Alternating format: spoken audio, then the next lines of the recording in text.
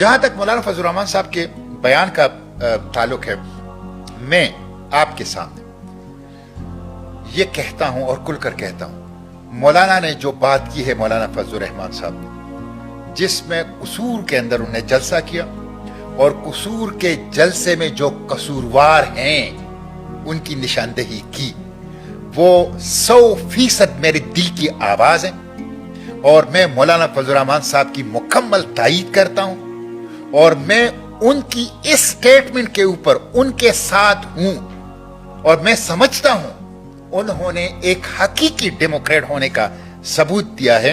और जो लोग उनके खिलाफ बयानबाजी करें, आप देखें ना, शुहदा तो मेरे दिल के टुकड़े हैं। सबसे ज्यादा शुहदा आपको पता है दहशतगर्दी के खिलाफ जंग कौन सी पार्टियों ने दी है?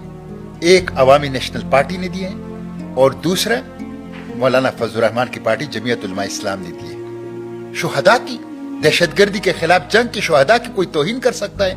वो तो सब दिल के टुकड़े हैं। लेकिन उसकी आड़ लेकर जमहूरियत पर शब खून मारना, अवाम के हक हुक्मरानी पर डाका मारना, मैंडेट चोरी करना, इसकी इजाजत नहीं दी जा सकती। और यही वो बात है जो मौलाना फजल रहमान साहब ने कही है।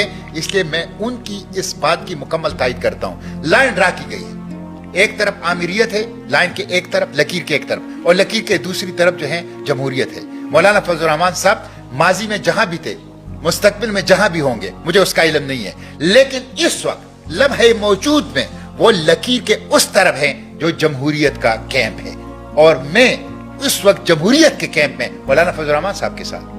मतलब उनसे जो मुतालबा किया जा रहा है कि अपने दिए गए बयान पर माफी मांगे, वो गलत है, नहीं माफी मांगनी चाहिए उन्हें। बिल्कुल माफी नहीं मांगनी चाहिए।